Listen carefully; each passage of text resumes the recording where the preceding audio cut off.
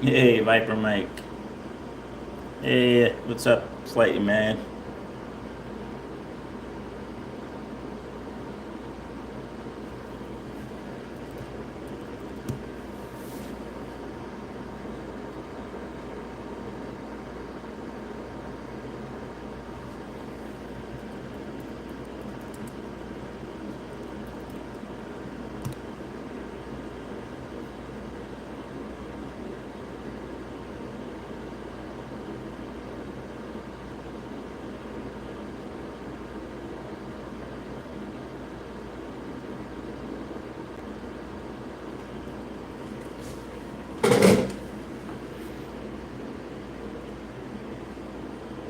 Hey, Snuggy.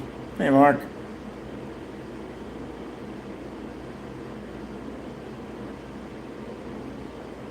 I have not, Viper Mike.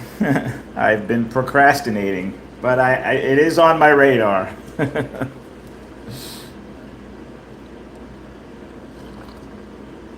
At the rate I'm going, I'll be at 1,600 subscribers.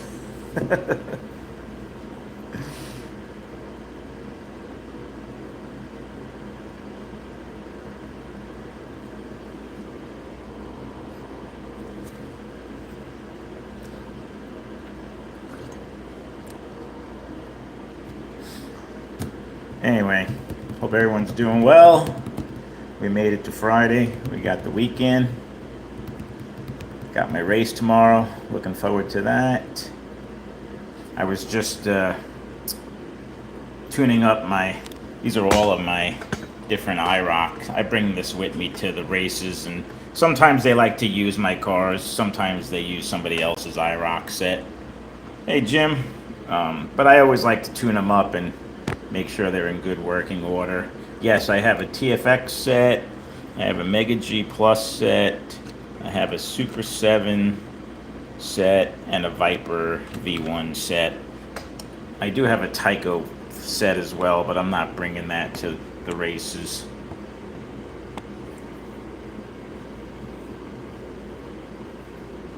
Hey, Beef Jerky. One thing I did recently, I actually widened the stance. I don't know if you guys can see that, but I pulled the hubs out with my wheel puller. I put a little spacer in there. I pulled the back hubs out as well. So now they sit almost like a Whizjet Frey type car. And they handle so much better. They're so much more fun to drive like this than in stock form. They were fun stock, but I like them like this. They definitely handle better. So I made it so that they fit in my tech block. They're just about the same stance now as a Viper or a Super 7. As far as the width of the axles go. So I was just polishing up the pickup shoes and oiling everything.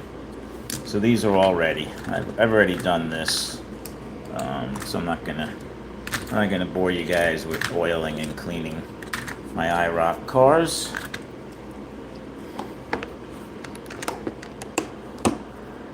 Oh, thanks, Mark.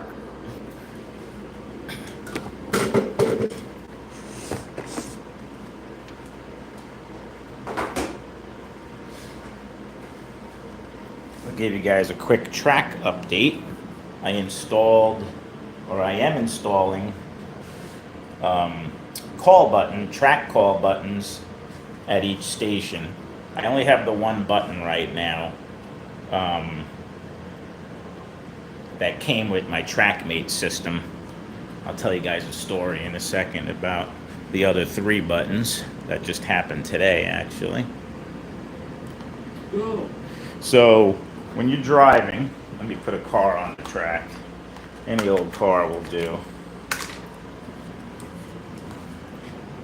And some of you guys who know TrackMate may know this, but Yellow flag. You can, let me take the phone off of here for a sec.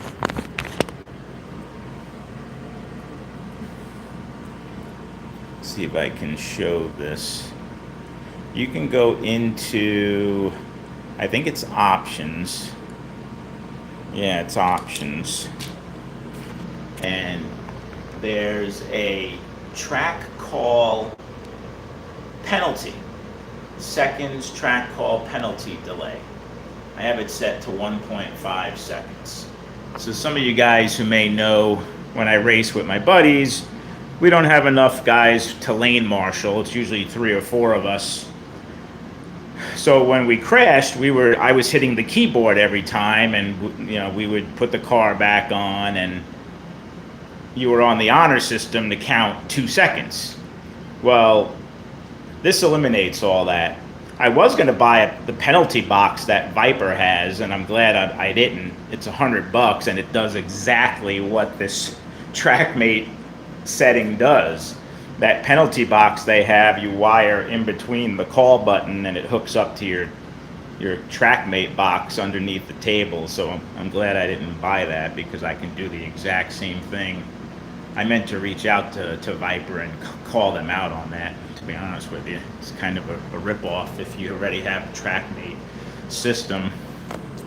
So you can wire up as many call buttons as you want.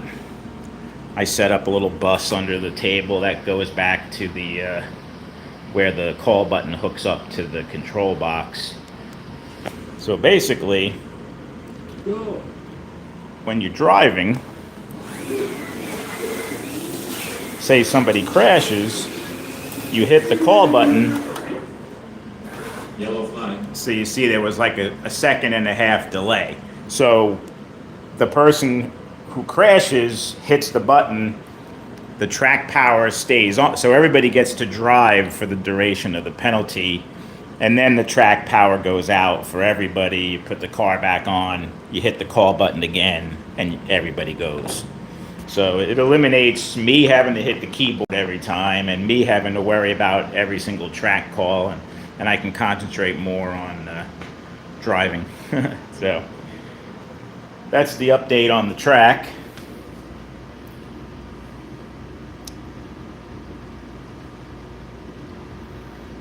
Hey, Joe. Hey, Drama. Who else did I miss? Sorry if I missed anybody else. Everybody's saying hi. Okay.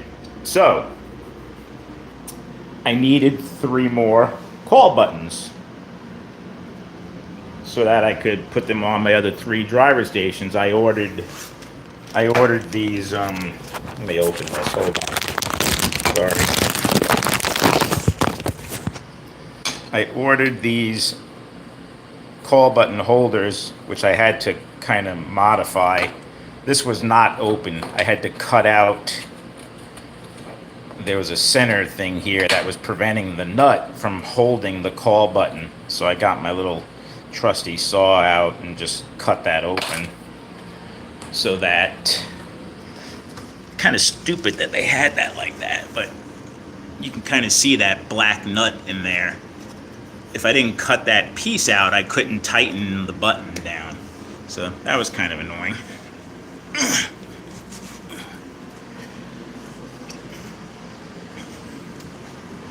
So I went out to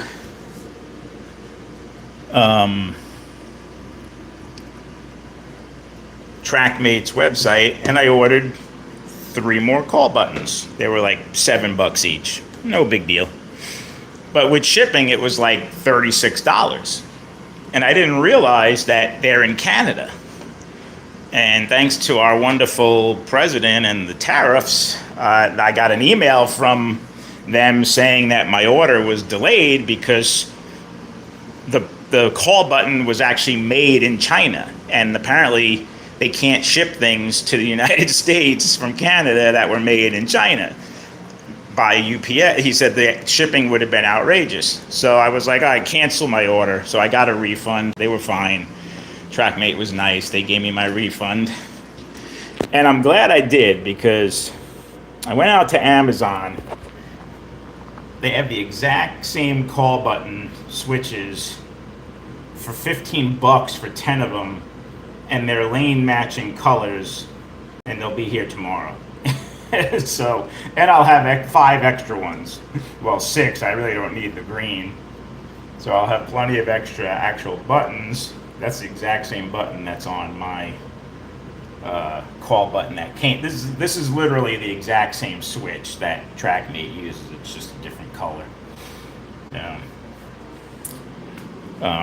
So I'm happy about that. So I'm going to do lane matching call button colors when I get those tomorrow. I'll probably work on that tomorrow evening after my racing activity. So yeah, so I got 10 switches for $15 instead of 3 for $36.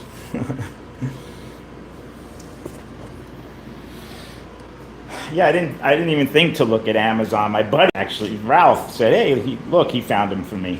We were talking about it, and I was telling him my woes about not knowing when I was going to get the other switches from TrackMate. So that's that. That's the latest on the track. Looking forward to getting those and getting the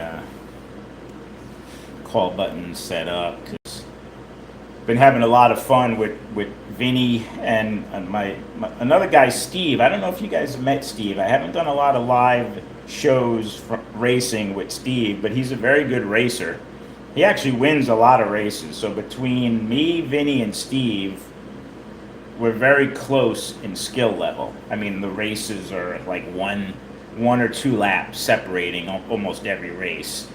And me having to hit the keyboard and looking at the keyboard, it really actually was affecting my racing. I was missing laps and accidentally crashing because I was looking at the keyboard while I was still driving. It was affecting my racing ability. So I'm happy to have this individual call button system go into place so I don't have to worry about it.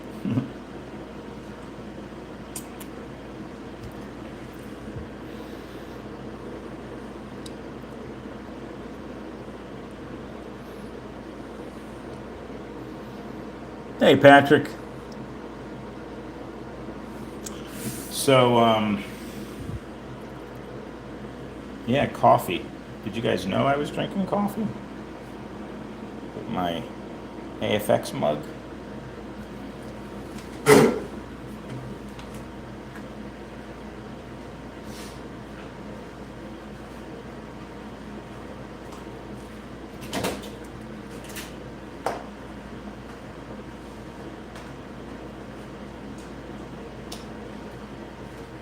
So, more importantly, I need to do a quick little tune-up, maybe replace some pickup shoes on my cars I'm going to race tomorrow.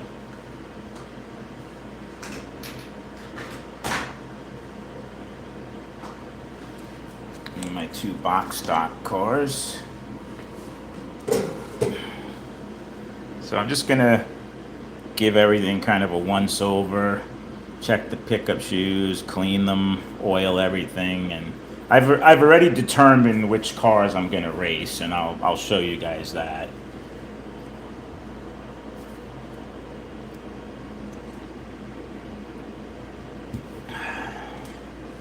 So I'm going to start real quick. This is my primary box stock class car, this Corvette. It's a Super 7 chassis. It's limited to non-CNC, bigger front tires. You can't change anything with the front axle or front tires.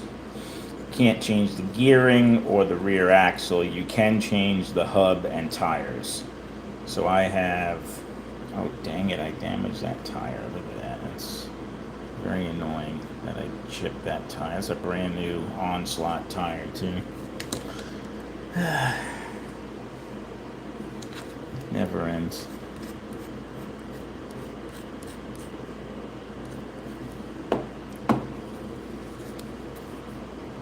I hate when I damage the tires, especially when they're new. So this is a non-balanced armature. It's not allowed to be the balanced Super 7. It's got the level 6 magnets, not level 10. Let's see how this car runs on the dyno.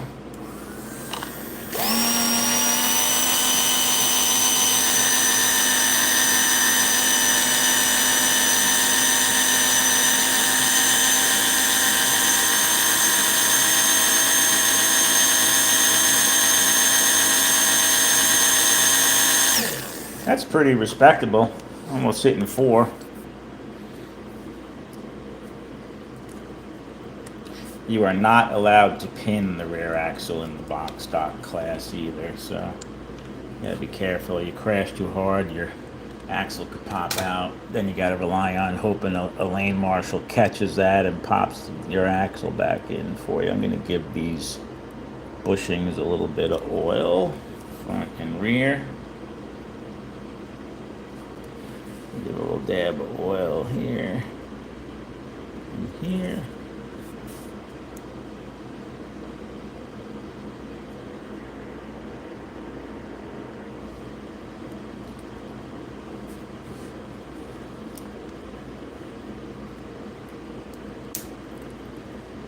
I do use glue dots, so I have this.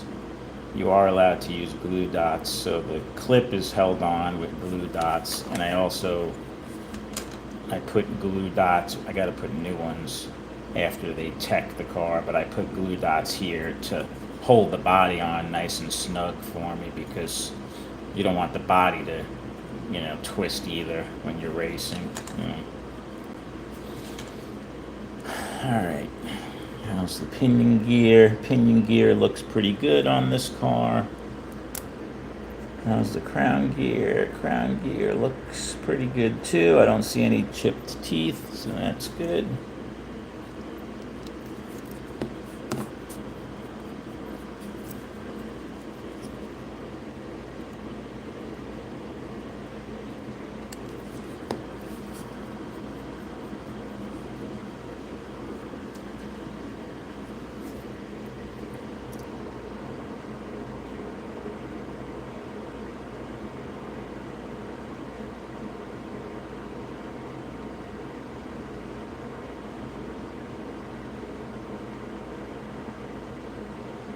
Yeah, rear hubs and tires. Well, stock meaning the lowest end Super 7. Like the cheapest Super 7 that Terry sells, the one that's like 34 something with the non-CNC front. You're not even allowed to have the CNC fronts that look like this.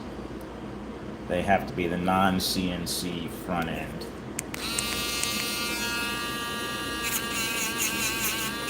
I'm going to clean these pickup shoes. I just put these pickup shoes on last race, so I think I can get one more race out of these.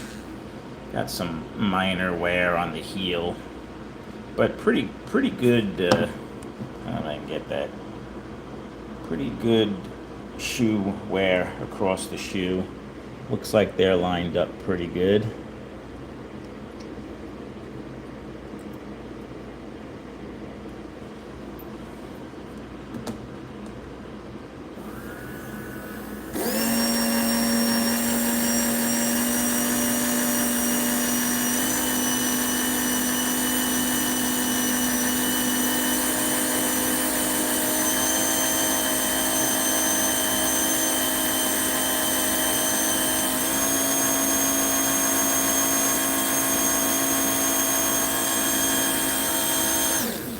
All right, I'm happy with that. This car runs pretty good, actually. I usually do pretty well in the box stock class. I'm definitely competitive. I've missed the podium in a couple of races. I've had a couple of 4th place finishes. Hopefully I could do better tomorrow. Same thing with this car.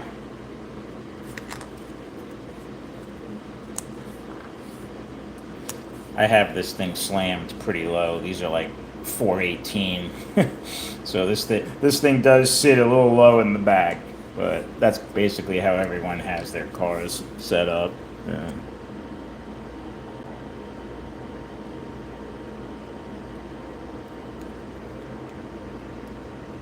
this a little bit of oil.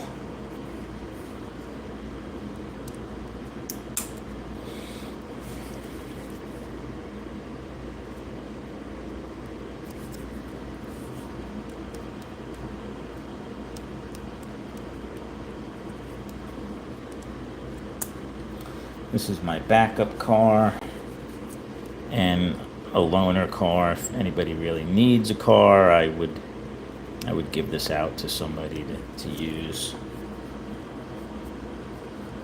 Because I'm that kind of guy. I give out cars that run good, and I get beaten with my own cars.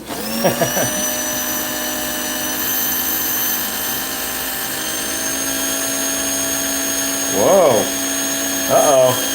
I might have to run this car tomorrow. We'll see. This car seems like it has a little more pep to it.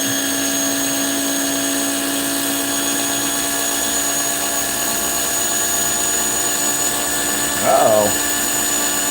What's going on here? Old Betsy was offended when I said it was the backup car. I'll have to see how these cars run tomorrow. When I get to the track, I'll be running one of these two.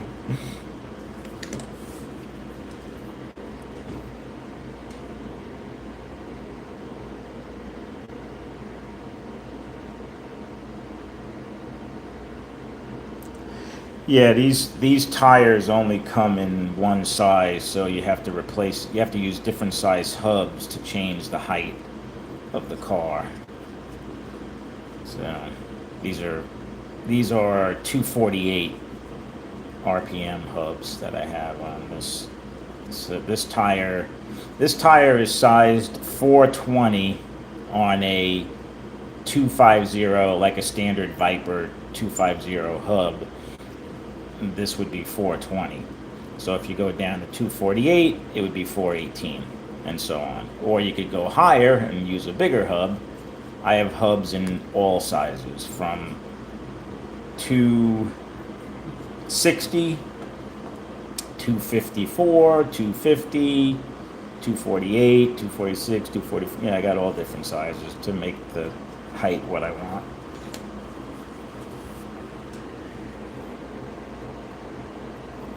Late? It's not late. Yeah, I could drink coffee at any time. It doesn't keep me up. I wish it did, but I'm not like that.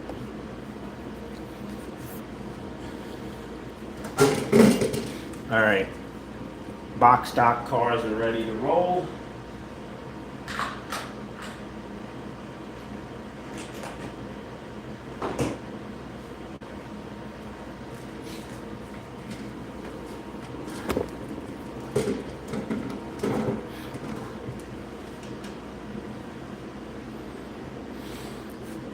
All right, I'm gonna take a look at my Spec Racer cars.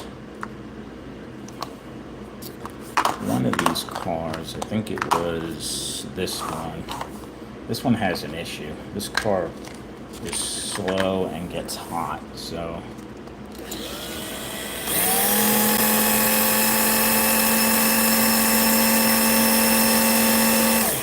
Yeah, this car is off the table. I'm not even going to bother with that one. So I'll only have 3.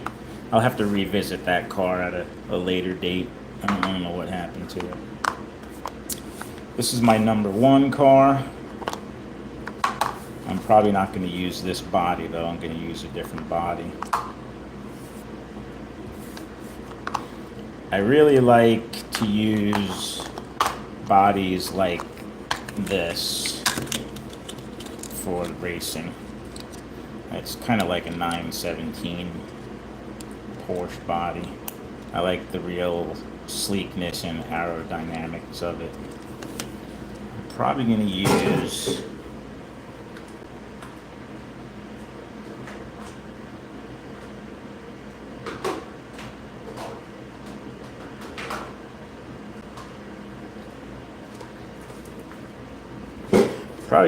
one of these bodies on my Spec Racer Fusion.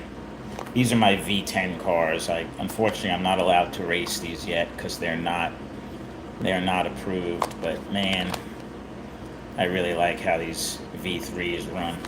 These new Viper V3s.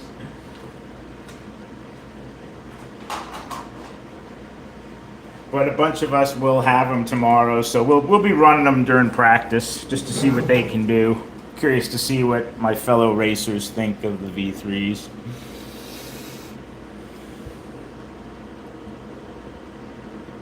No, a Rooster Racing Super 7 is not legal for box stock. Rooster Racing Super 7 has a balanced armature and an independent O-ring lowered front end, which is not allowed in that class.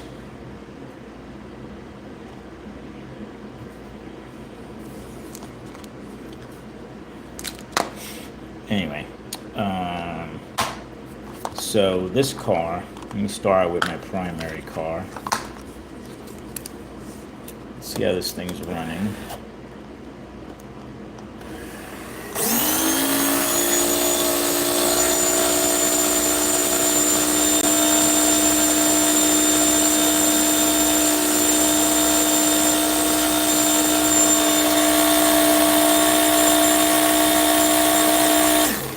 Yeah, this car is pretty fast. It's almost 450 on the dyno. Perfectly happy with that number. This is a spec racer class car, so it has to be 723 gearing. So it's a seven tooth. How does this pinion gear? This pinion gear has a little bit of wear in it, but it should be okay for another race. Get enough light in here. See those? There's a little bit of indent in that, but not to the point where the gear is slipping at all. It's still a really tight mesh. Smooth.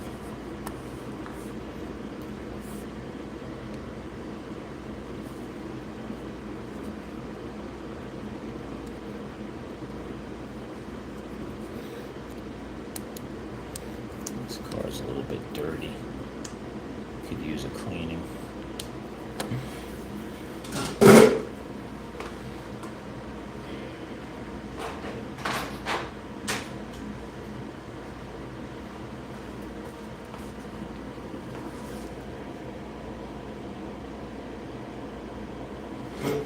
Glue dots? Glue dots you can get from Amazon. You know, they're like double-sided, sticky, wait, I'll show you. I ran out of dots, so I've been using this double-sided sticky tape. But you can get this from Amazon or any office supply store, really. And it's just, you know, it's sticky on both sides. So I just cut a tiny little piece of that and stick it where I want, then peel off this red backing, and then the other side is sticky as well. But they literally do make circular dots as well that are easier to peel off than this stuff. I really should get some more of those dots. I like the dots better.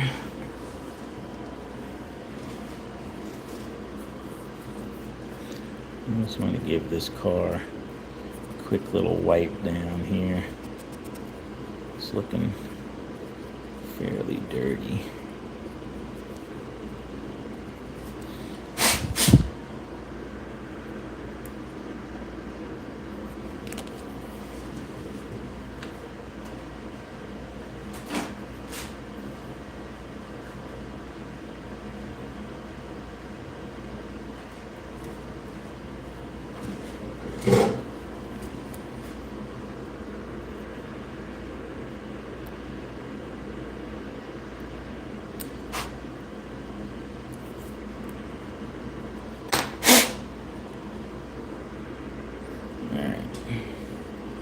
Might as well oil this since I have this open.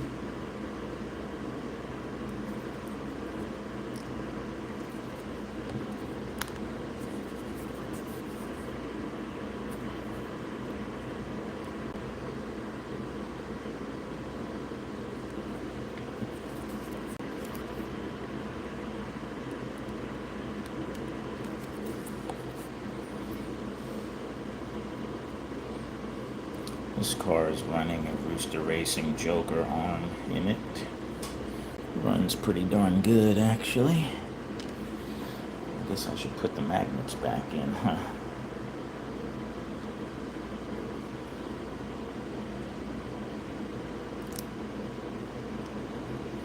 Make sure they're in high downforce.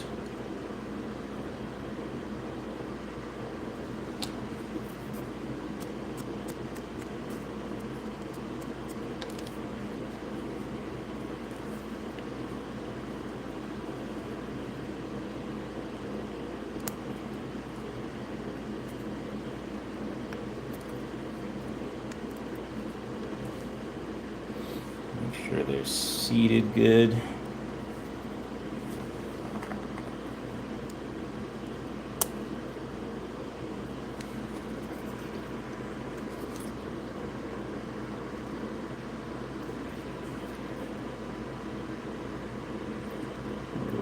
Little dab in each axle.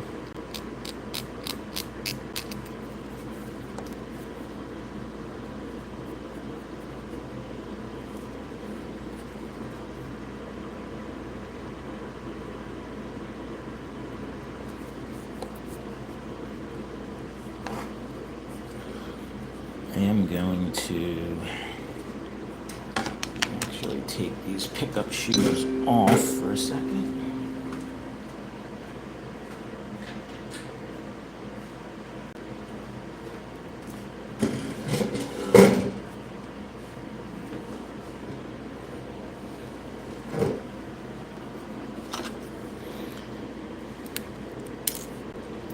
Because on my main race cars, I really like to look the pickups. These were brand new. These only have one race in them, so these could definitely be cleaned up. Yeah, they barely have a mark in them.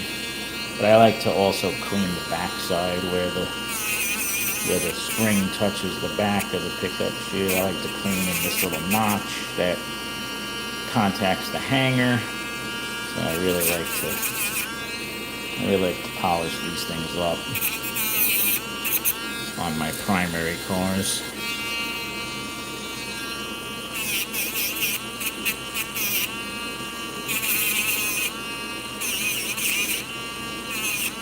That shoe's got a little more wear than the other ones, but can heal.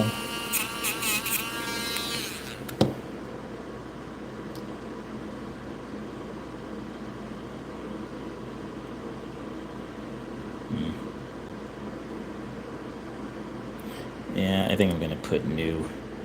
This one's not bad, but I think I'm going to put brand new pickup shoes on. I always like to kind of put, on my number one cars, I usually put new pickup shoes.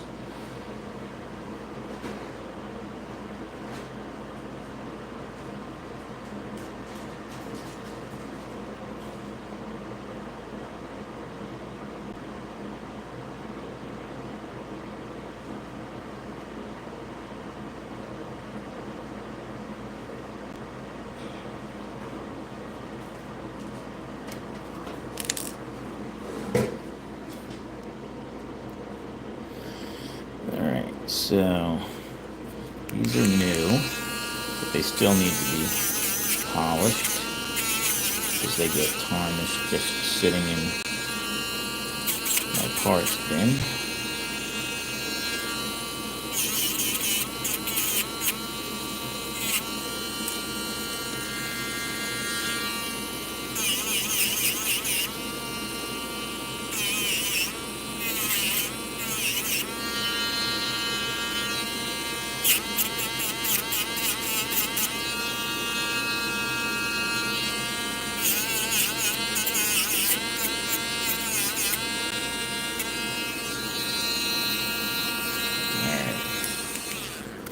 Looks pretty good and shiny.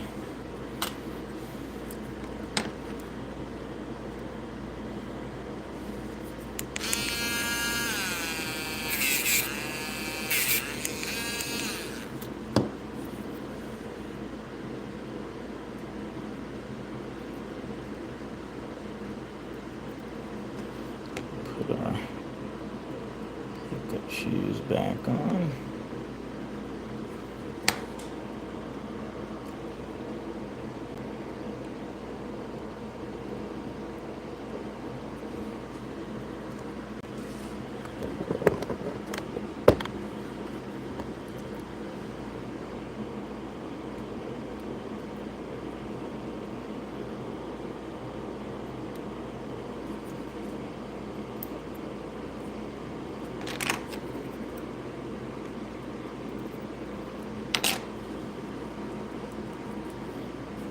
Looks good.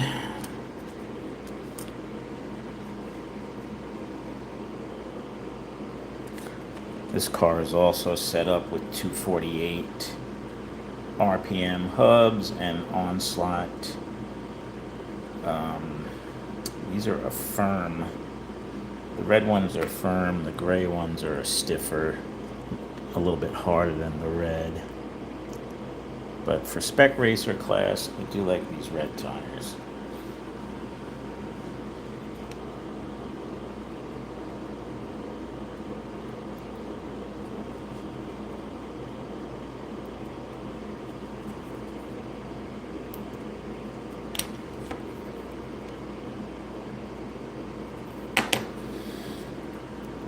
All right.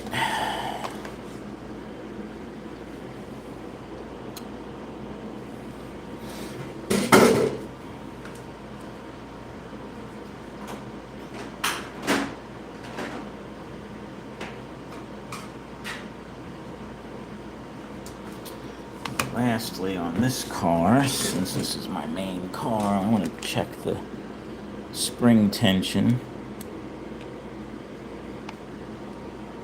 That's not bad. 15.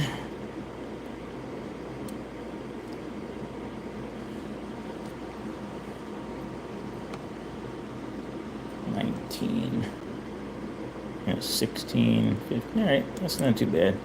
They're pretty close, and that's a pretty good number. Pretty happy with that tension. These are a 009 spring. I'm not messing with this car. Really handles well. I'm not changing anything on it spring wise. Pretty happy with how this car runs. So hope it survives the race.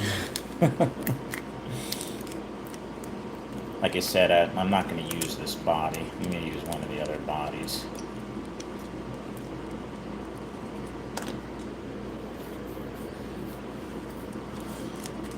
Alright, so spec racer, primary car, ready to go.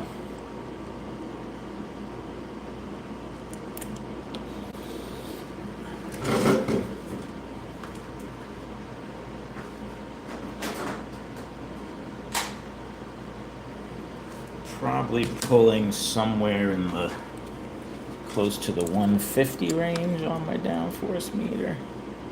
Oh yeah, look at that, 150 exactly. 153, 154, yeah, perfect. Perfect.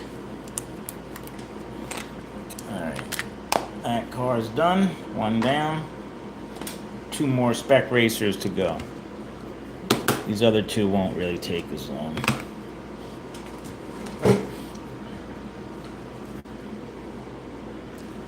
I know this is not exciting, so I don't blame you if you're bored and don't want to watch me tune up cars. Perfectly understandable. This car is running a 23 tooth Viper gear, actually.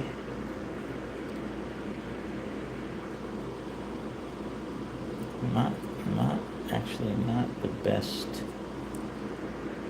the best feeling gear mesh on this one compared to the other car.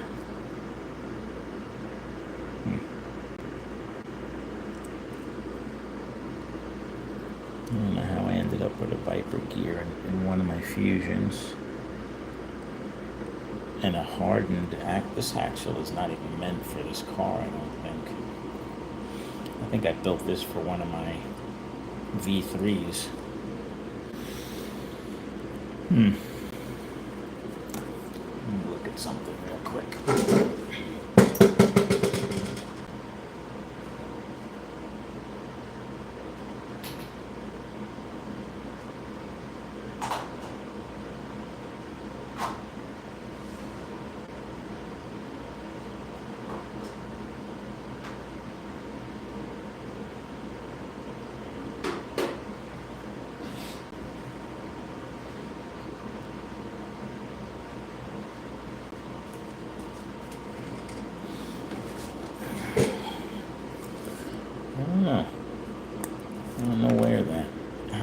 up with that rear end setup.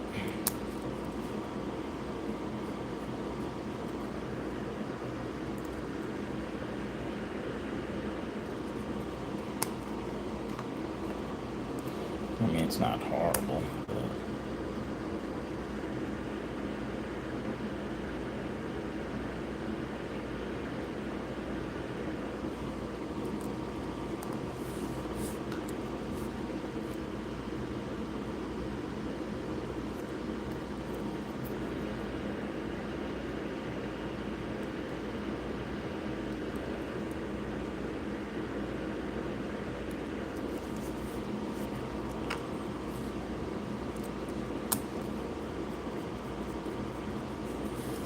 let's see what this thing does on the dyno.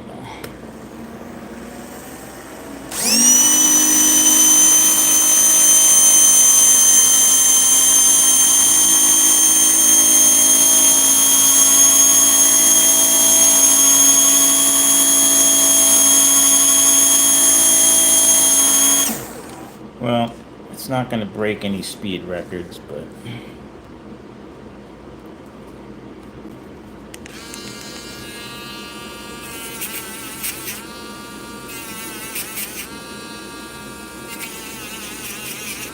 it's a good loaner car for somebody who doesn't have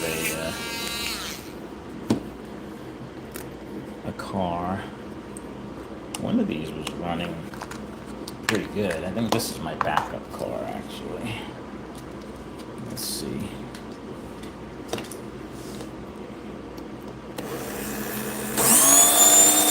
Yeah, this car is actually faster than my primary car. Holy crap. 470 for an N-Bell car? Wow. Where'd that come from?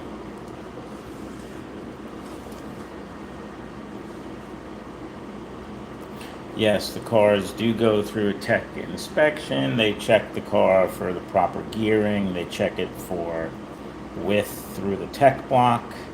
They check the downforce to make sure the magnet strength is appropriate for the class. That's about it.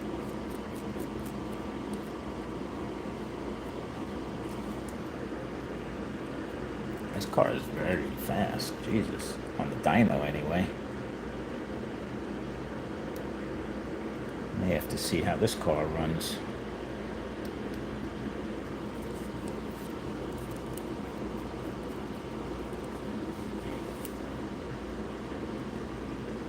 This one I will not be loaning out. This is my backup car.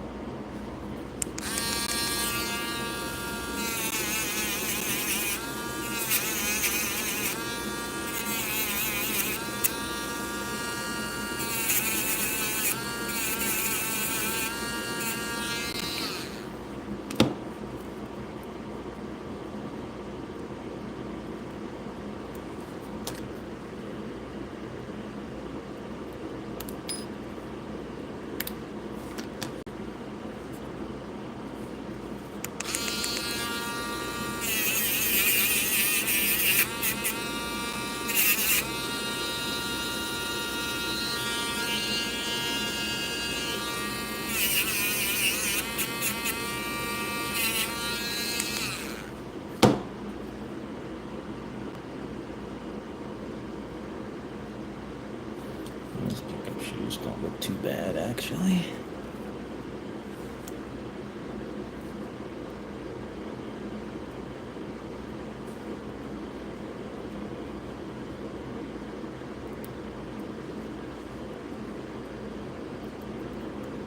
Oh, come on. I hate when these do this.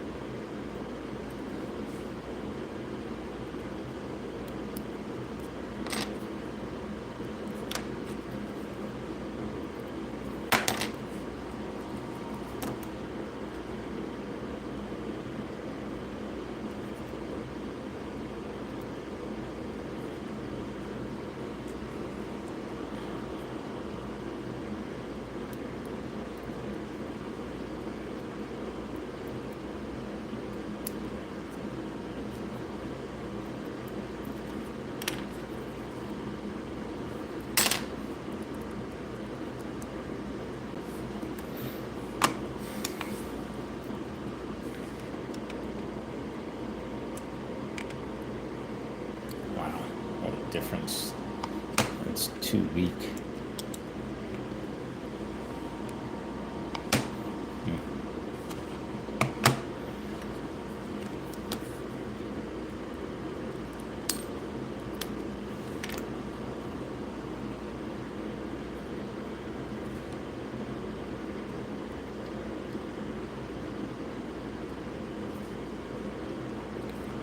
I think these are 008 springs. I'm gonna expand them a little bit just to give them a little more tension.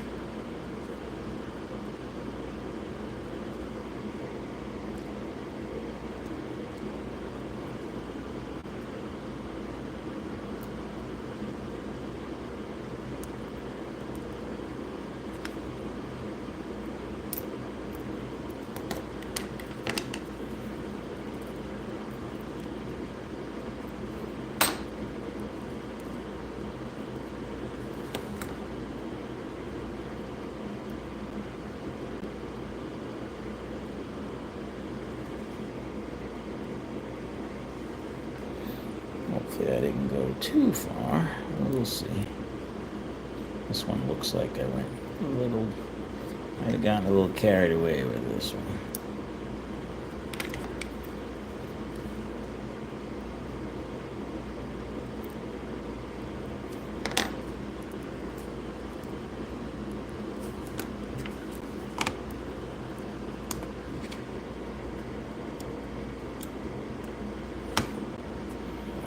Almost 11 now.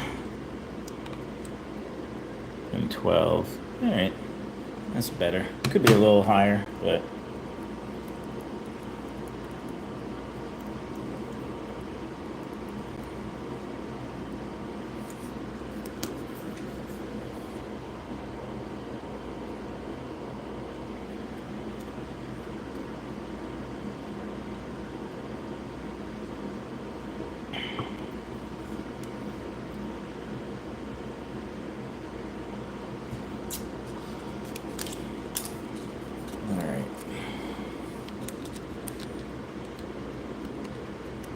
Pretty impressed with how fast this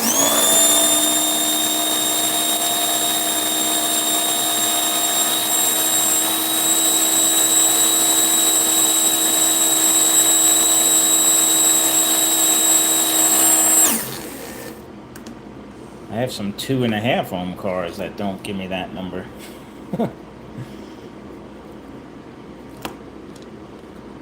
I'm going to take a lap with this car and see how...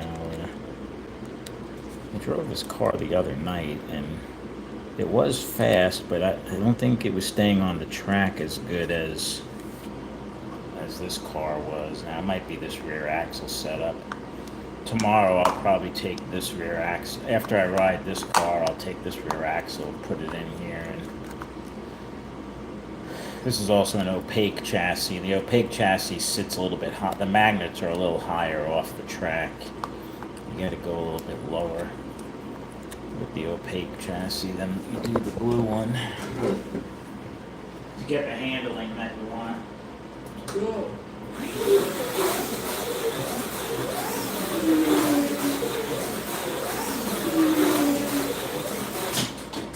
Yeah.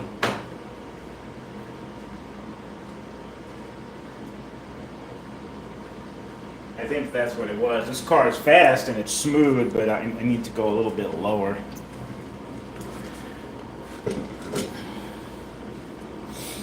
No, but it's an option. It's a good running car as far as power is concerned.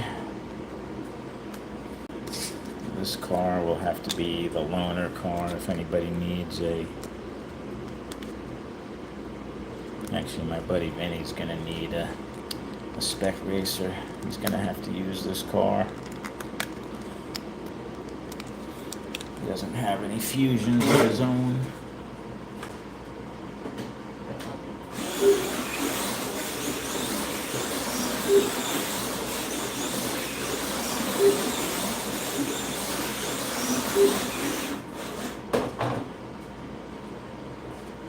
That car's...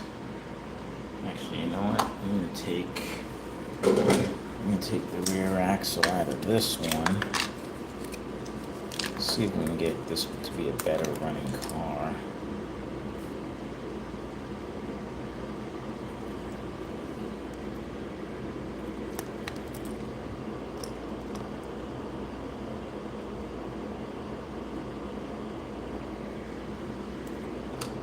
Hey Aaron, hey Ed. Sorry if I haven't been paying attention to the chat. Oops, I did not mean to take that axle pin all the way out.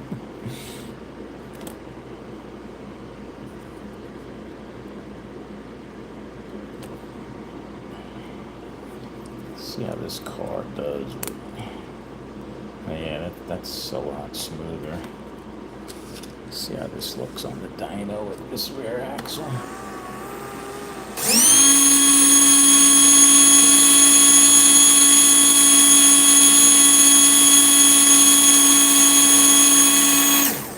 Yeah, it's a little better.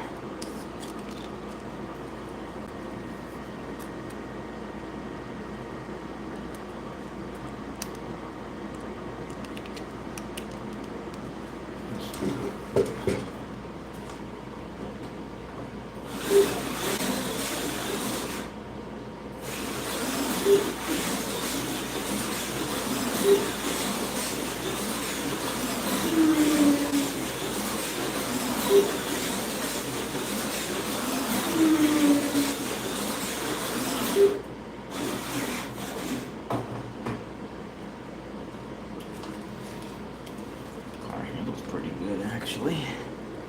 It's not as fast as my other cars, but it does feel like it's stuck to the 144. That's not bad.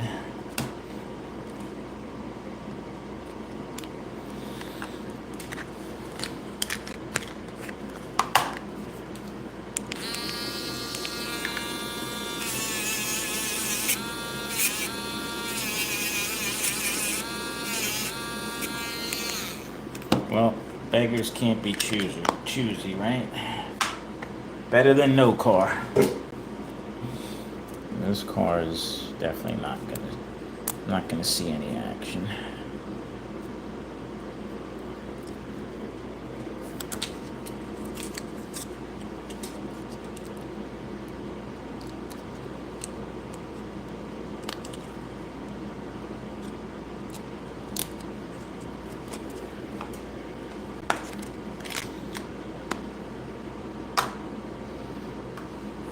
Alright, so my Spec Racer cars are sorted out.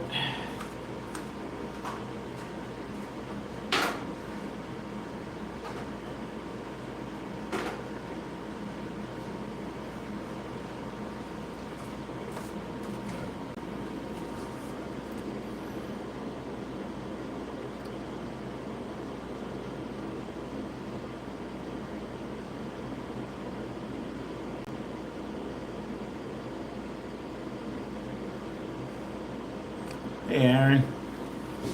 I don't. This is mostly a HO crowd. There might be some guys that do the larger scale.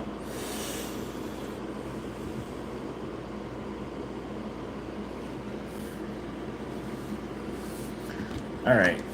Take a look at my ceramic super stock cars. I'm very annoyed that I chewed up these tires. These are expensive tires. These silly sponge tires. I'm gonna try and get one more race out of these tires, although I don't know, I might end up using one of these rear ends, probably this one. I was not able to get any other silly sponge tires before this race, unfortunately, in the size I need.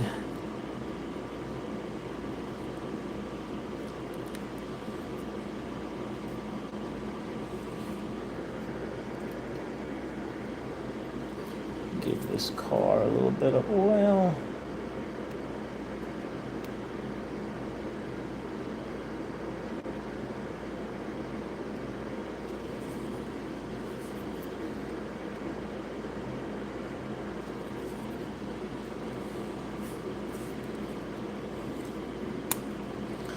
This has been my go-to super stock car for a while.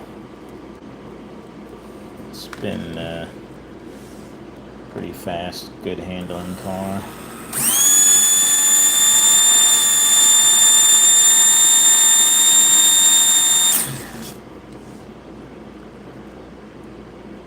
Really got to be careful. I shouldn't have run those silly sponge on the dyno. I've seen them tear up the sponge. Didn't mean to do that, but they survived.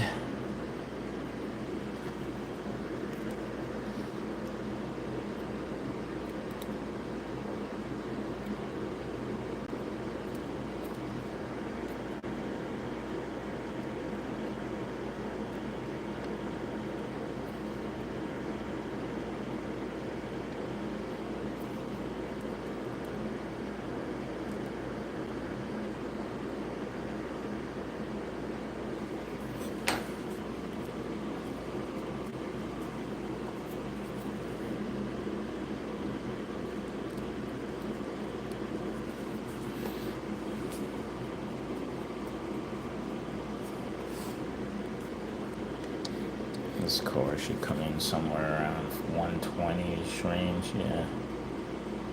It's pretty good. Although I may end up using this rear end. These tires are pretty new on this. I just like these red Sluggo tires better, but this one tire is kind of chewed up. So we'll see. I'll make my decision tomorrow after I run them on the track.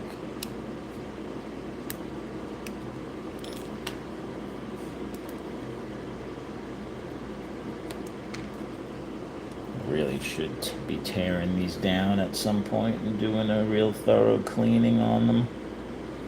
Getting a little grungy looking.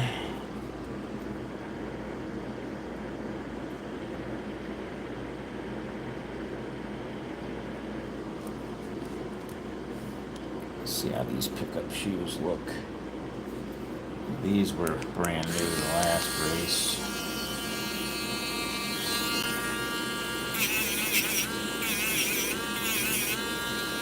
Yeah, they look pretty good. They barely have any marks on them.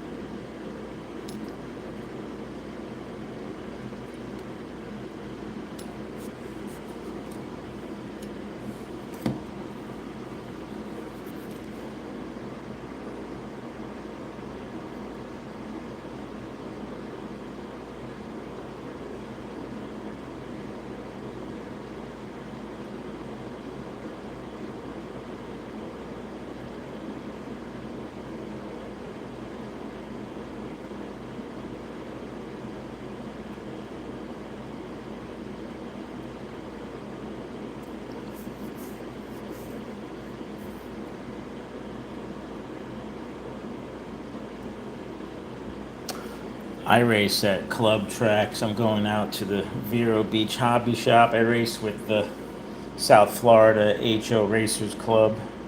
We travel all around Central and South Florida racing at different tracks. And we race all routed tracks, like my track here.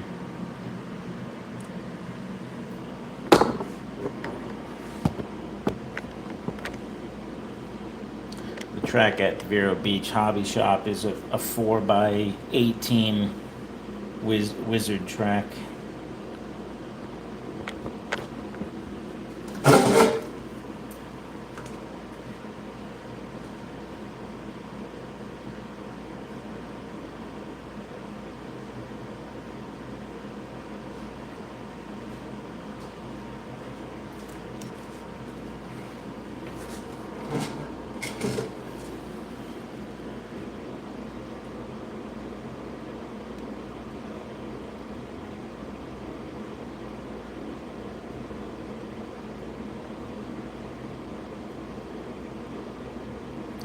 I have not raced in New England, no.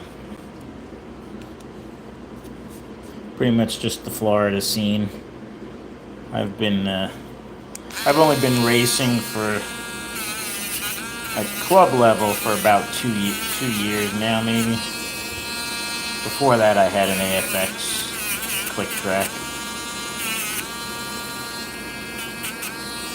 I decided to put some new pickup shoes on this primary car after all. I gotta get some more Fusion pickup shoes, I just realized. Getting low on new shoes. Got plenty of slightly used ones.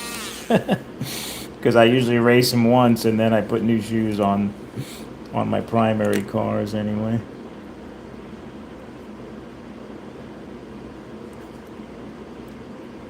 It's just the little things you do to get ready for a race. You just feel more. You feel better knowing that you put new pickup shoes on the car.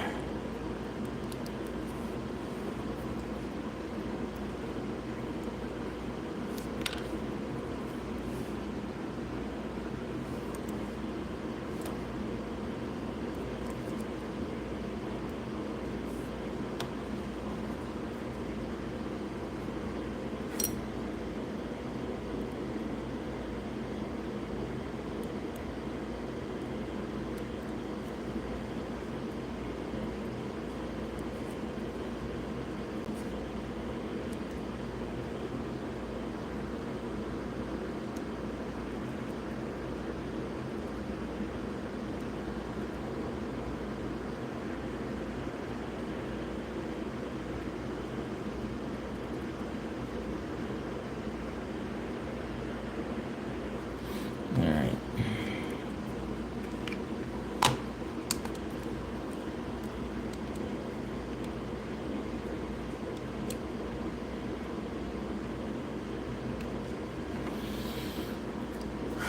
Put some new springs in this car.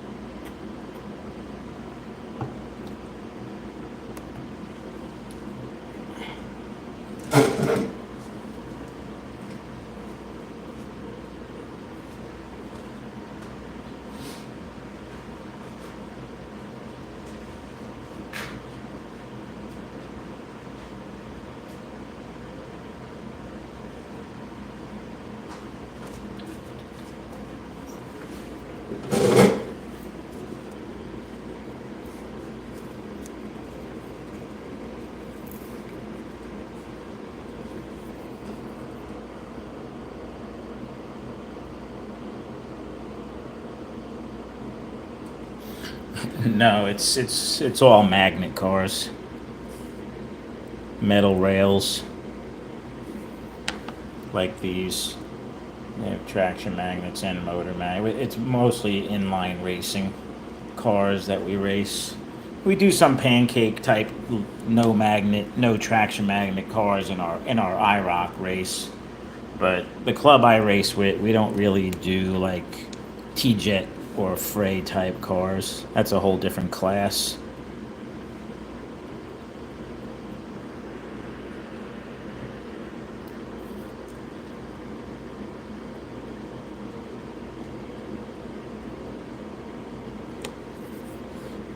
Come on.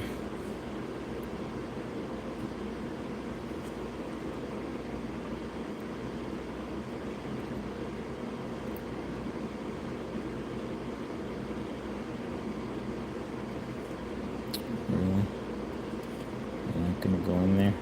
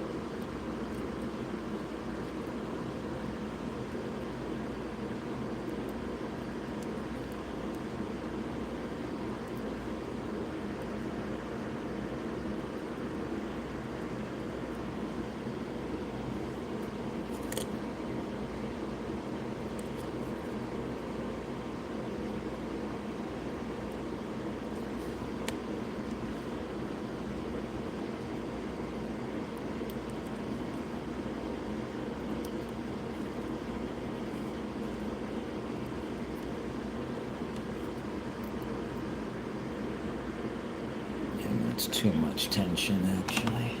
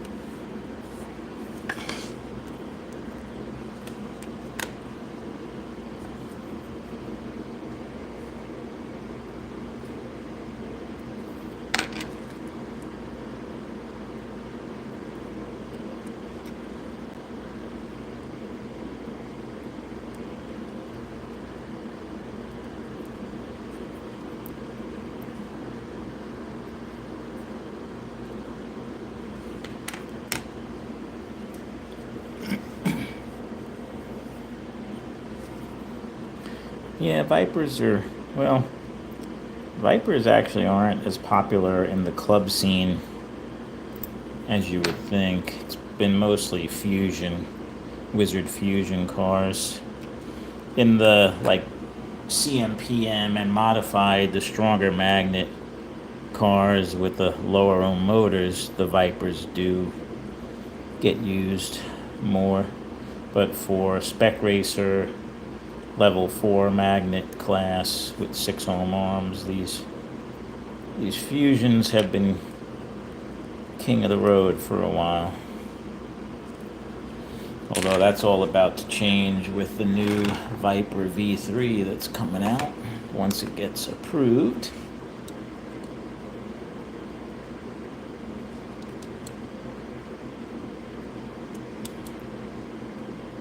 That's better.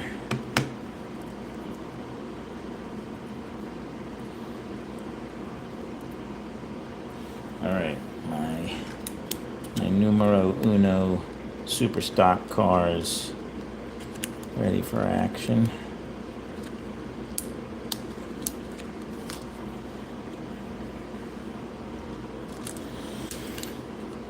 What do I do with the case for this car? Oh, here it is.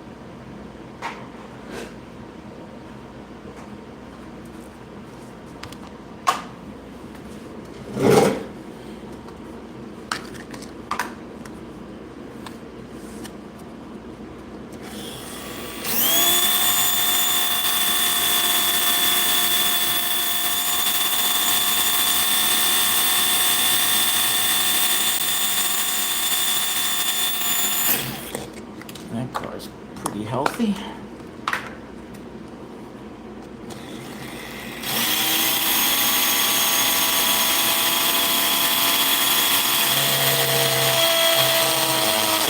Whoa.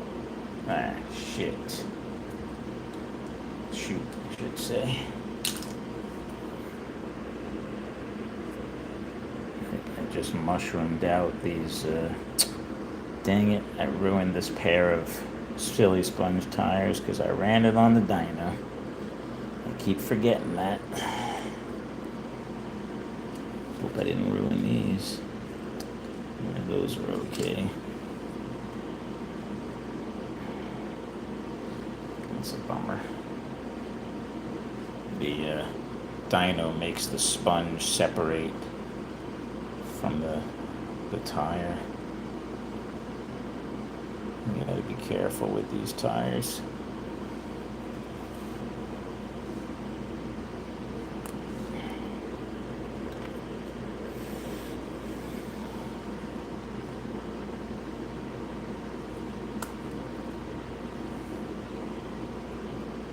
No, you don't need to true these tires. They really are already trued. It's not like the larger scale where you guys have to do that. Like these tires, types of tires, these slip-on silicone tires, these are pretty much perfect.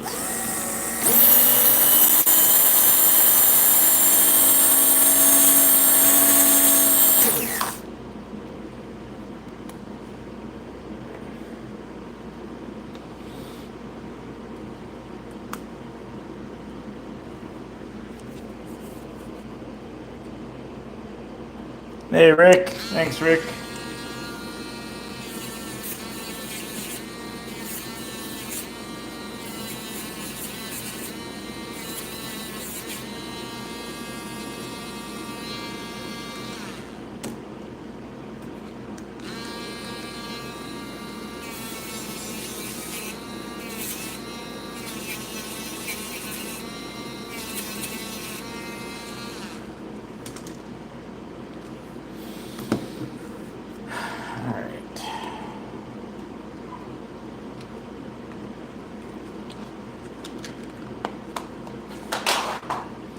Oh, I just dropped that car. At least it was in a case, and it hit my foot. So it didn't take full impact to the ground.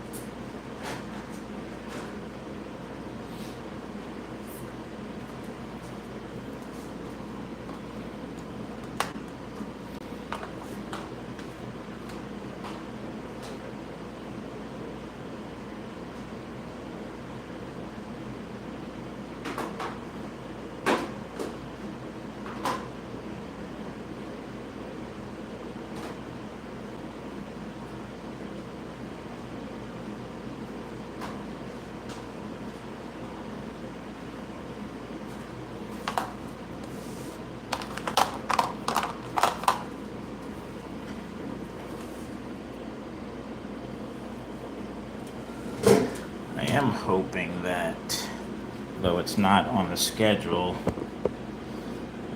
that we were going to run our modified class cars, because I have really been working on mine, and I have a BSRT 2.4 ohm modified class car that's pretty kick butt.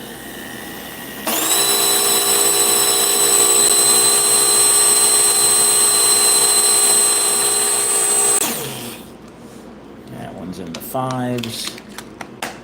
I have a Viper V1. These are both running level 10 motor, level 10 maxi traction magnets. I went with 723 gearing. I could have done 722, but I wanted the car to be a little more controllable because these cars are pretty crazy fast. They're hard to keep on the track, even with the level 10 magnets.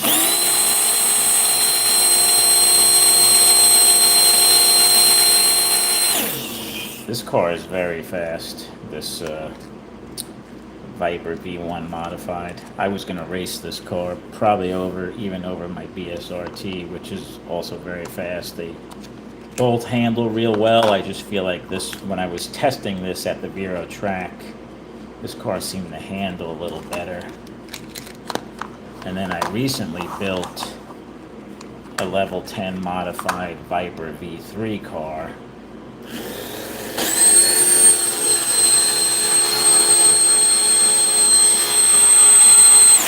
Which is also super, super fast. This thing on the track is just crazy. And I was able to bring this down with the new hubs that I bought. So this is running 414 in the rear. So these are 246. No, I'm sorry, 244 hubs on this V3 with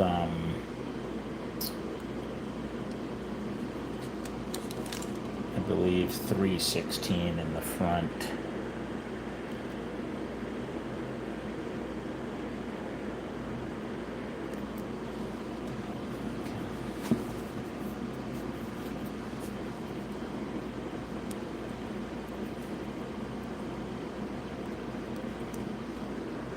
But yeah, this car, man, all these modifieds are pretty crazy fast. No, the modified is not anything goes. You can't use ball bearing bushings. It has to be a hot stock or stock armature, no custom wound armatures. The gearing is open. You can use whatever gearing you want.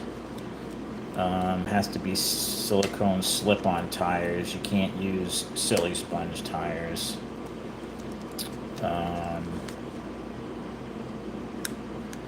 Yeah, that's and your the magnets have to be level 10 magnets. They have to meet a certain Gauss reading at the rails for the modified class.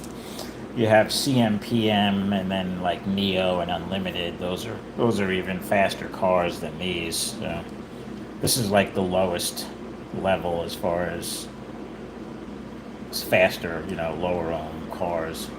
Once you start getting out of the like 6 ohm class car, this is kind of the next class up. We just started racing this with my group. We don't race it every time, but we did race it at the Bowling Green tracks. We did the modified class.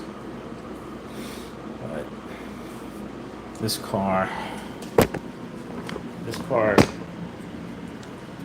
Viper V3 car, I'll do a few laps for you guys real quick.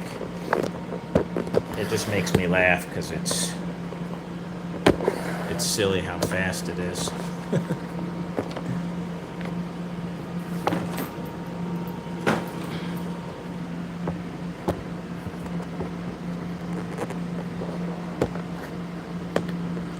Hopefully you guys can see. See what kind of lap times I can do.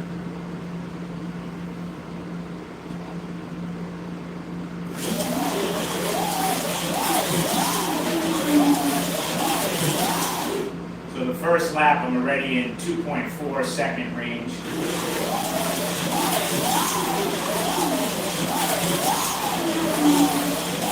.3.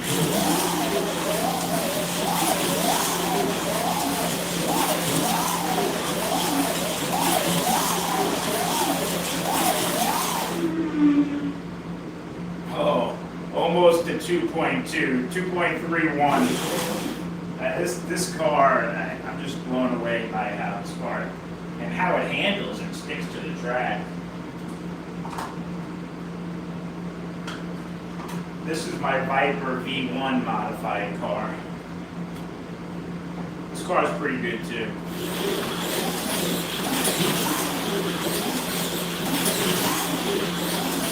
That was a 2.38 second lap.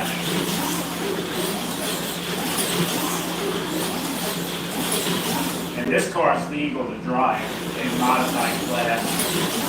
I'm pretty happy with this car too. Well, I just sent it off the track. It's in the recycle bin over here in the corner.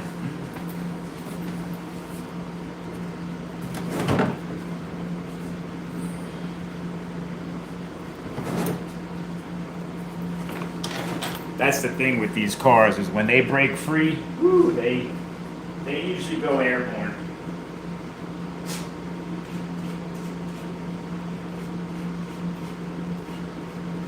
You really gotta keep the tires clean on these cars.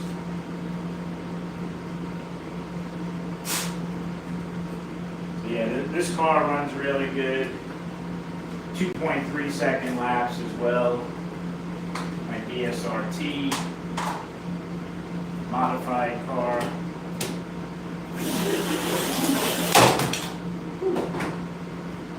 Yeah, this doesn't quite handle as well as the Vipers to me. It's very fast, but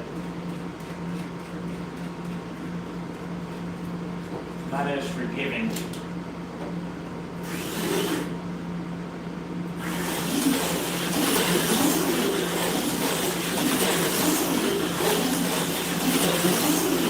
So I'm in the low 2.41, almost in 2.3 with this car as well.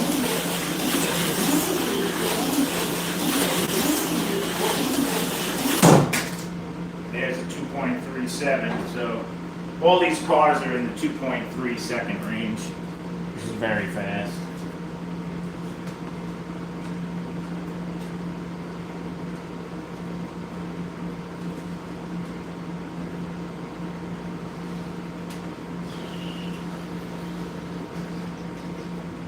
But not everybody likes those cars. You know, those are hard to see. They're very fast. A lot of guys don't like the super fast cars. I only like to build them. I like racing them, but they are a little hard even for me to see.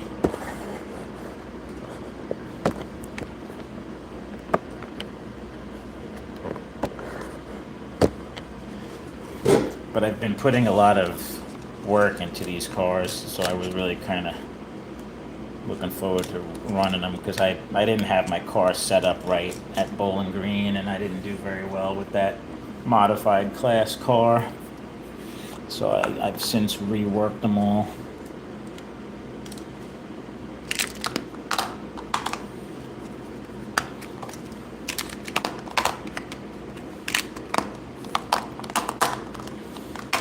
And these are my two Viper V3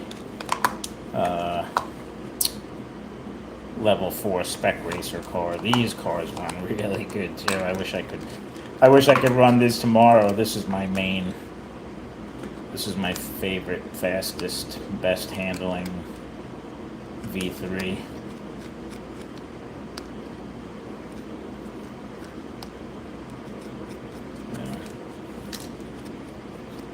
This car is not far behind.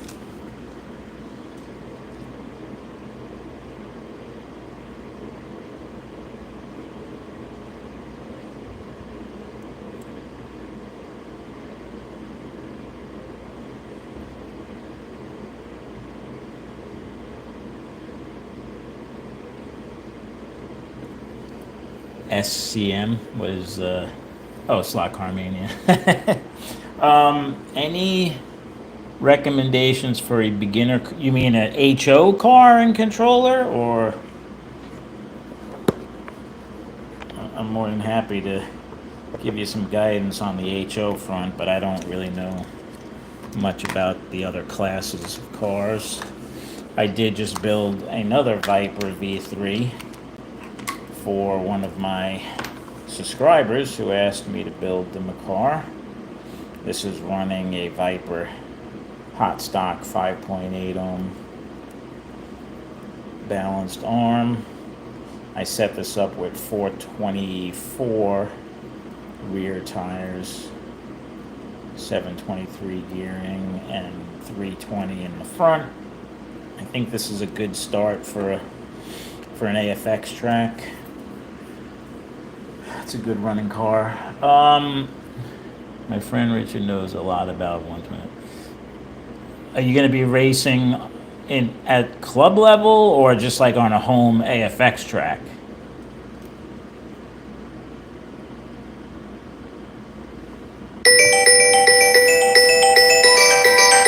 That's my father. Give me 1 second. She's calling me. Hold on a second.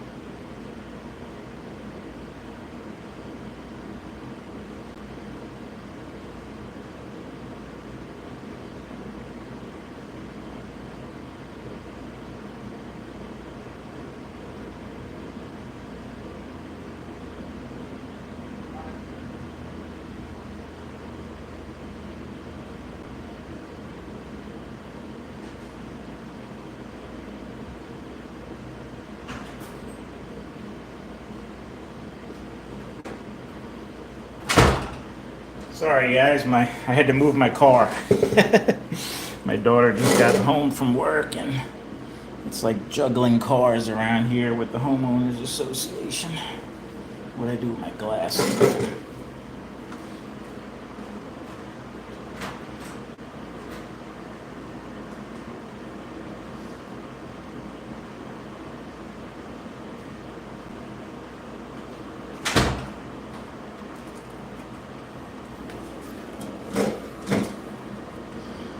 Sorry about that.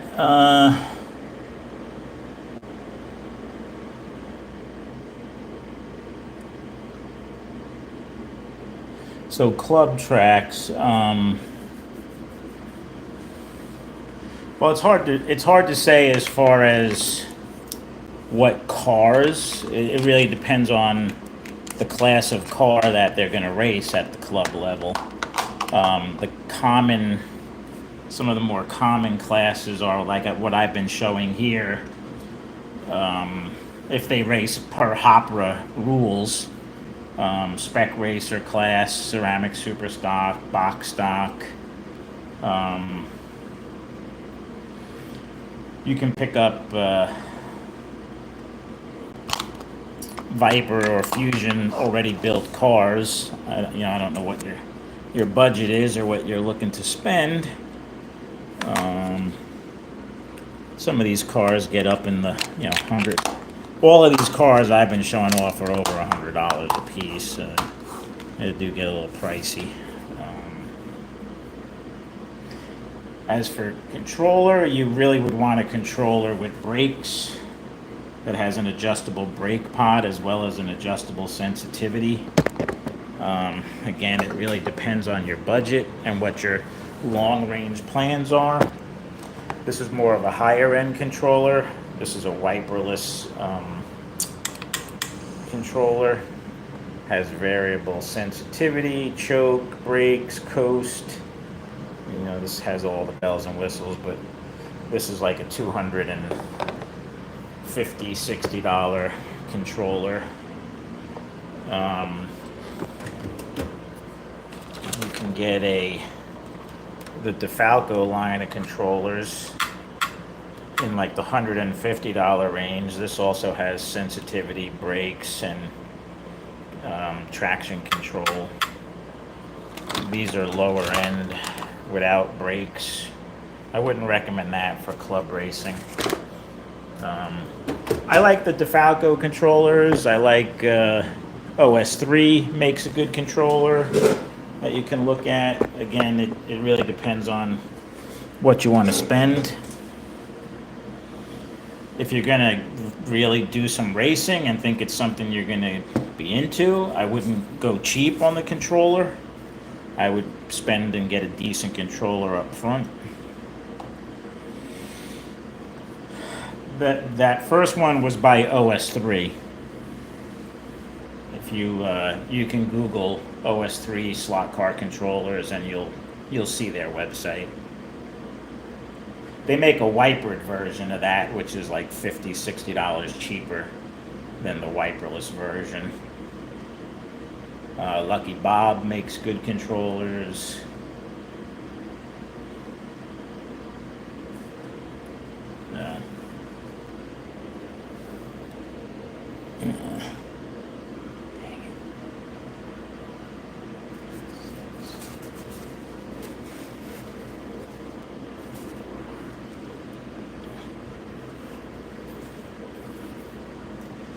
But I know a lot of guys that in my club that use the OS3 controllers.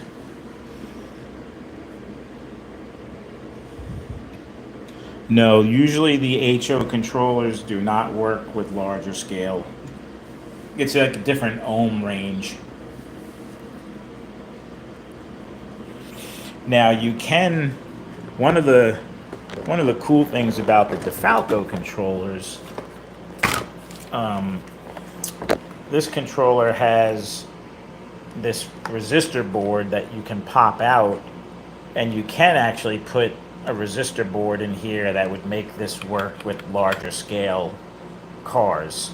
So a DeFalco type controller might be a better option because you have these resistor bands that they call them that tune the controller more specifically for certain types of cars.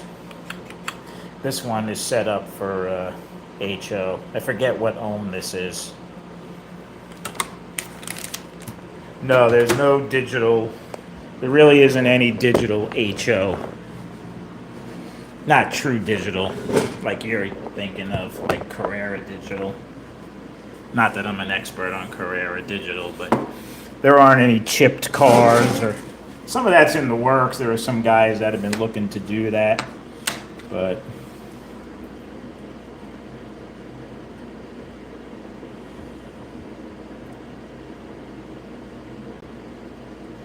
no, the HO side is different.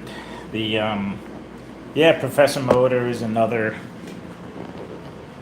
decent controller brand, but most guys run a solid state, so this is a transistor controlled controller with a variable sensitivity.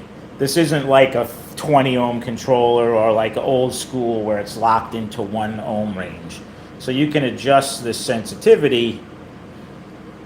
I guess you could say it adjusts the ohm range of the controller, but it's really more complex than that. But having this variable sensitivity lets me pretty much run, and then this switch that I could change even changes this range even more.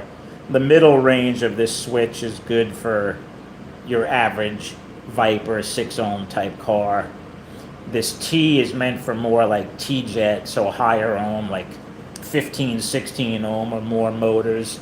And then the M is for your lower, higher magnet cars with lower ohm armatures. So this really lets me run pretty much any HO car you could think of. I could run with this controller. And then the braking affects when you come off the trigger, and this contact here touches that pad. So when you come off the trigger, you're engaging this 100 ohm pot, which basically puts 100 ohms across the rail and slows the car down. So when you come off the trigger, if you have the brakes off, the car will coast further. If you turn the brakes all the way up and you come off the trigger all the way, the car will stop more on, almost like stop on a dime if I have the brakes turned all the way up. And I can vary that so it coasts a little bit more or a little bit less. And that's all dependent on your driving style. So. But I would definitely get a solid state variable sensitivity controller if I was you. This way you can control any car. It's very adjustable. You can control the range of the trigger to your liking.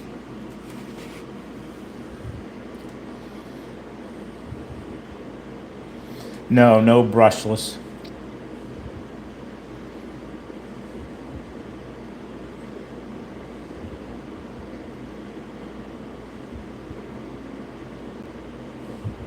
Yeah, the OS3 went up. When I bought mine, it was $249. I think, like you said, I think it's $269 now.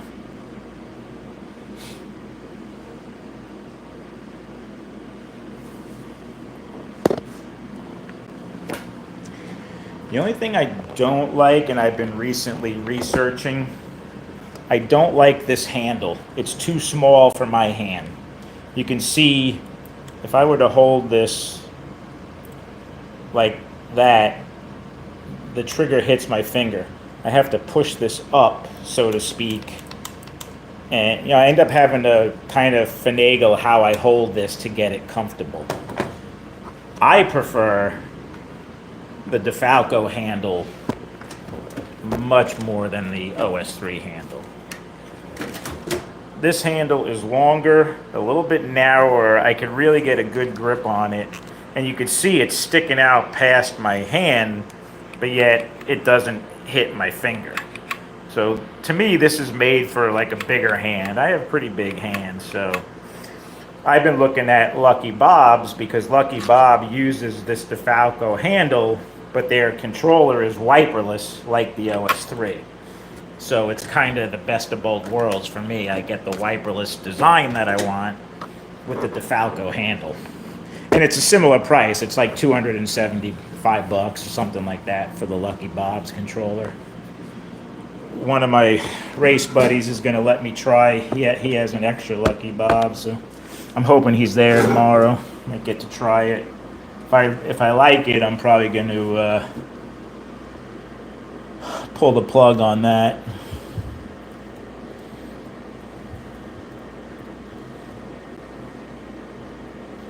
I can show you real quick.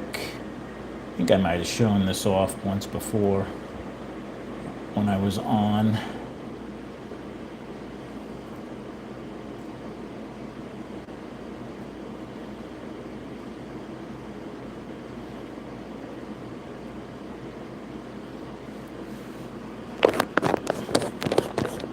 So this is the Lucky Bob's controller.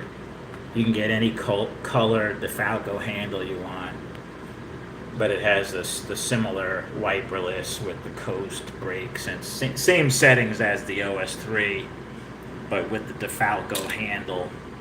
And I kind of like how that round knob is tucked inside the handle. It's not sticking out the side like it is on the OS3, so I would probably actually be able to put that controller in my holder. This I can't put in here because it hits I don't want to hit that blue, whatever this thing is, some kind of potentiometer or something, I think it is. But so yeah, I wish OS3 would come out with a little bit bigger handle. That's just me being, my personal preference.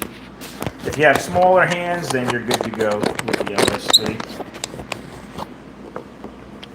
Hopefully that's not overkill on the information side.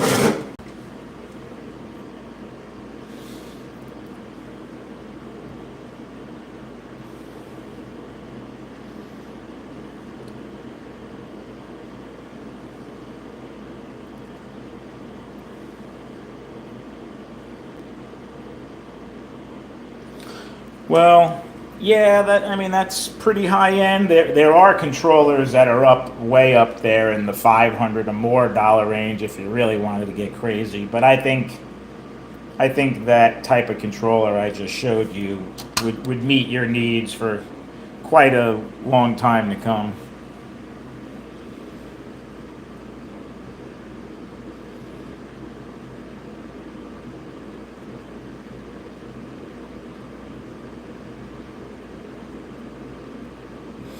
Hey, Gary.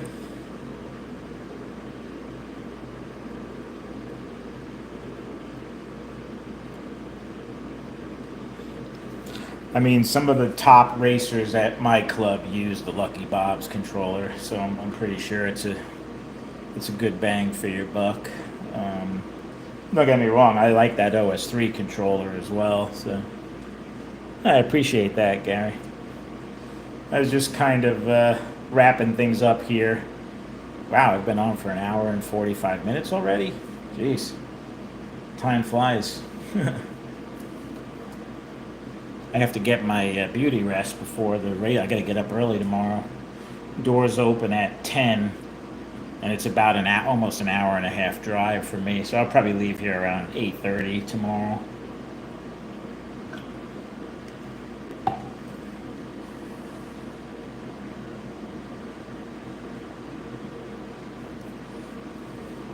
Yeah, of course. I really think the V3. I didn't run these cars, but these run really well.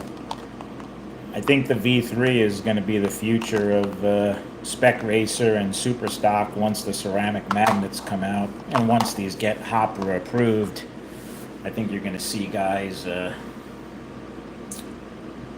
start running the V3s at the club level. Should be interesting. Of course, I invested heavily in Fusion, so I have like $1,000 worth of Fusion cars. But I already have three or four V3s, so it won't take me long to get 3 or 4 V3s. I'm hoping they come out, and I'm sure they will. If the car really takes off, it'd be nice to have a little bit stiffer. Right now, they only have the medium chassis in the V3, and the medium chassis is pretty firm. It's good for level 4 and even these level 10 cars. Once you get up above like the level 10 car, even level 10, I wouldn't mind going one level stiffer, like the firm chassis that Viper has for the V1. In fact, this car, yeah, this is a firm chassis. It's a little bit stiffer. It doesn't have as much play in it. But when you start getting up into the CMPM and Unlimited and Neo cars, you definitely want a much stiffer chassis.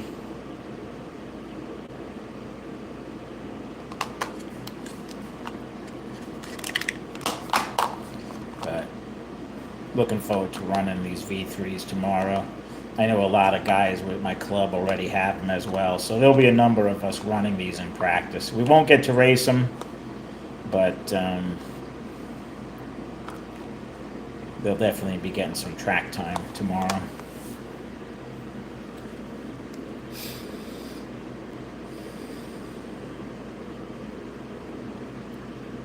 Oh, hey, Jeff. Sorry, I've been on for almost 2 hours. I'm getting ready to shut her down, so you'll have to maybe go back and rewatch if you're interested.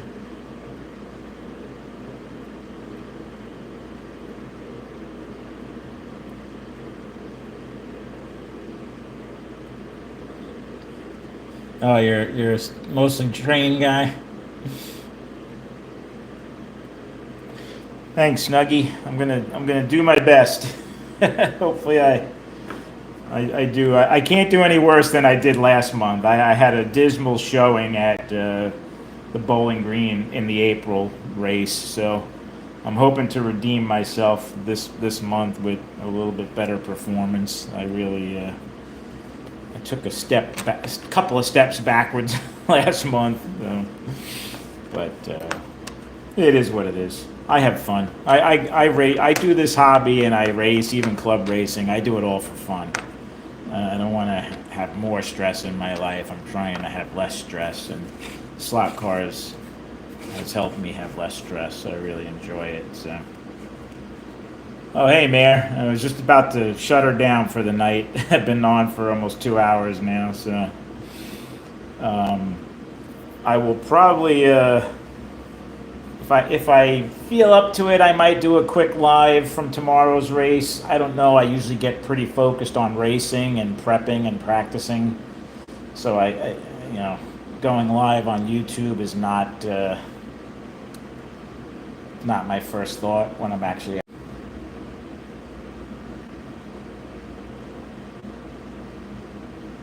Yeah, no worries. You didn't miss much, Mayor. I was just tuning my cars for tomorrow's race. Nothing exciting. Cleaning pickup shoes and oiling cars and things like that. So,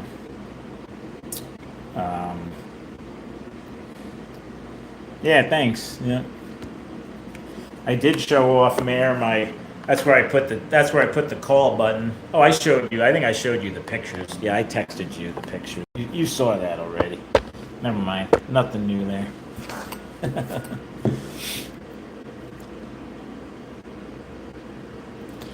All right, guys. Yeah, I'm gonna shut her down here. Clean up. I gotta pack up my. I gotta pack up my kit, my pit box. Get everything ready.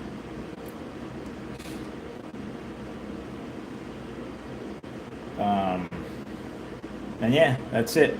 I'll probably go live Sunday, maybe, and do a recap of how I did. I'm not sure what I'm doing Sunday. I won't be doing much slot car stuff Sunday since I'm going to be spending all day tomorrow racing, but try and relax Sunday, maybe. Anybody know how the Florida Panthers are doing in their game tonight? I'm going to look up a quick score.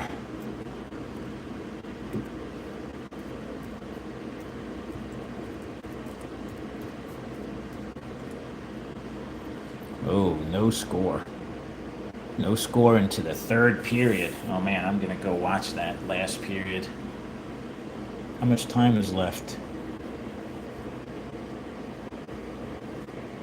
Oh, they're in the second period. 9:30, 9 minutes left. Okay, cool. That should be fun. I'm gonna go watch the rest of that game.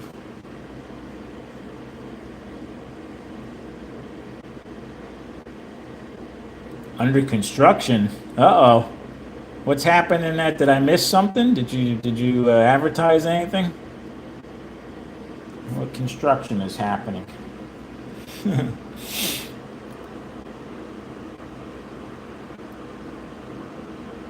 You'll have to fill me in on that. Anyway.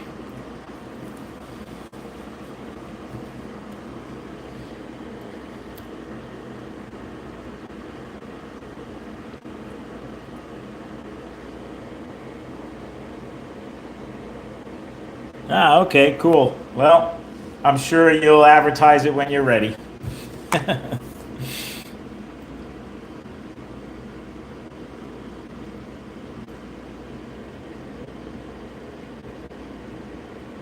Oh, yeah, gotcha. 1973 AC.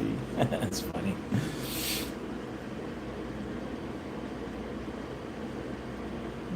All right, sounds good. Well, don't work too hard.